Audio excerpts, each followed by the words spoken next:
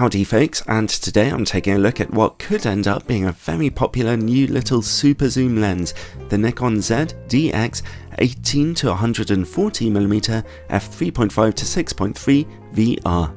This is exclusively for Nikon's Z mount mirrorless cameras, but as a DX lens, it only offers you a smaller APS-C sized image circle, intended for Nikon's DX sensor cameras like the Nikon Z50 or Nikon Z If you own one of Nikon's more expensive full-frame Z system cameras, then the lens will still work, but you will have to shoot in a lower resolution DX crop mode.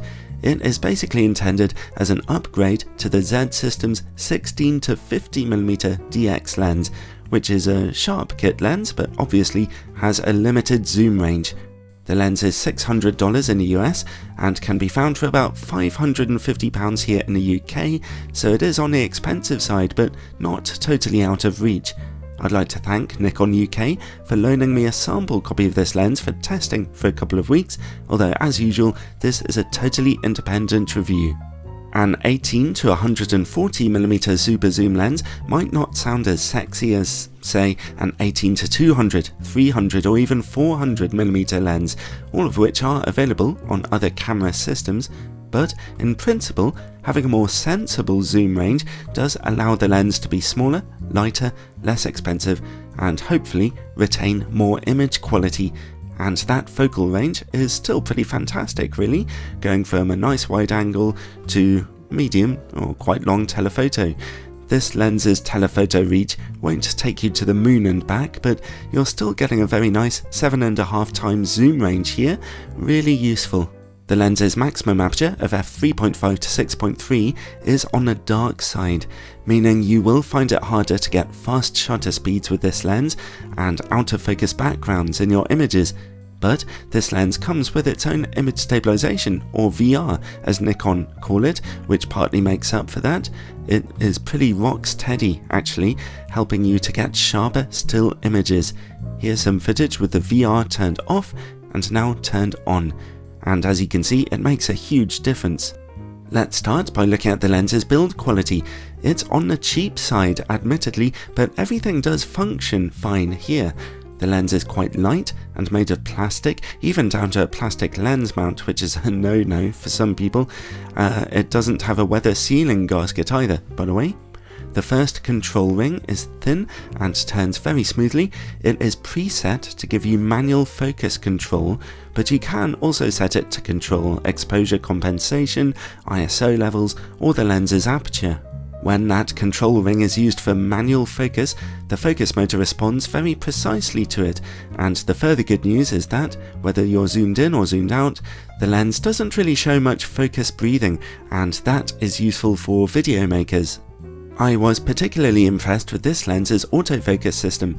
It works silently, accurately, and lightning fast, even when shooting in darker situations. I guess the days when lower budget lenses had to have terrible autofocus are over, thank goodness. The lens's large, rubberized zoom ring is not especially smooth to turn, but it works perfectly fine without any zoom creeping when held vertically. The lens has a 62mm filter size, and it does not come with a hood. Overall, it definitely has a bit of a cheap plastic feel to it, but the way the lens functions electronically is second to none. With excellent autofocus and image stabilization, it handles really well. Let's look at the image quality now. At the time of making this review, Nikon's highest resolution DX cameras have 20 megapixel sensors. I'm mounting this lens onto my Nikon Z7 camera, where, in its DX mode, the sensor's resolution is 19.5 megapixels, close enough. In-camera corrections are all turned on for this test.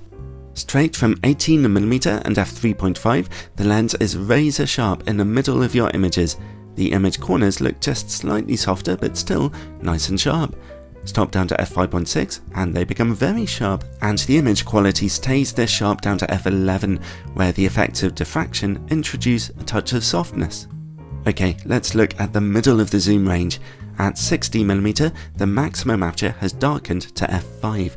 The middle of the image continues to look fantastic, and the corners are, again, nice and sharp.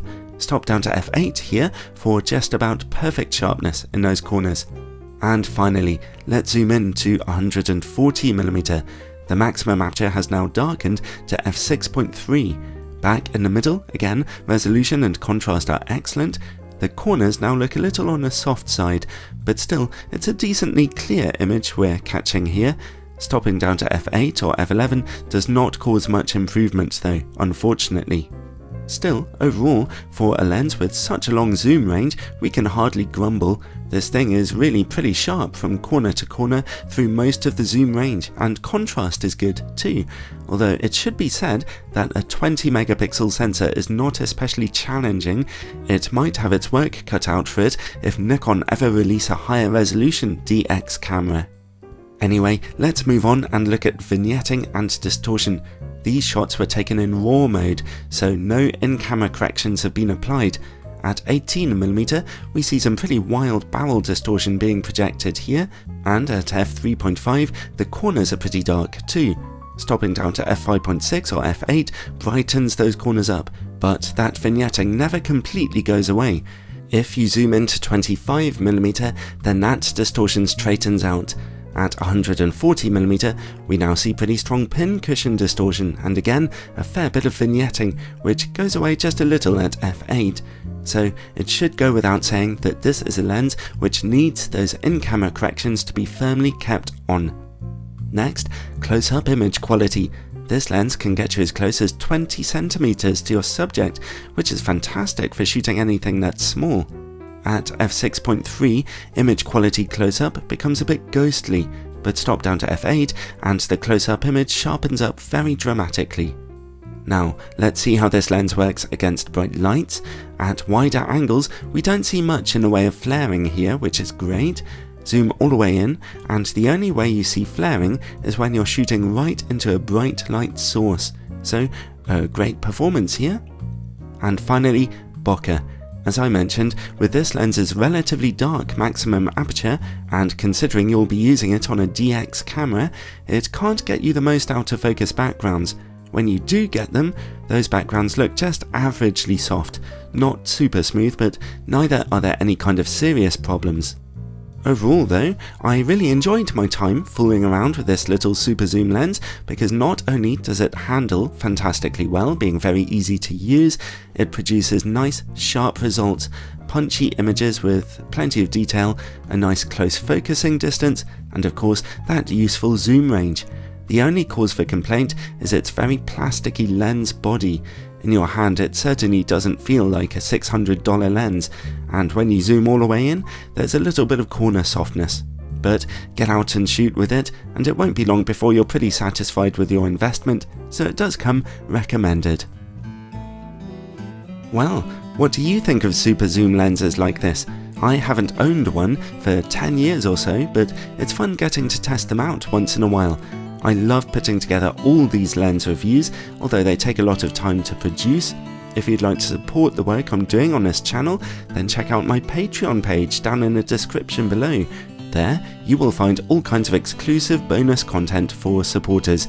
Take care out there, everyone.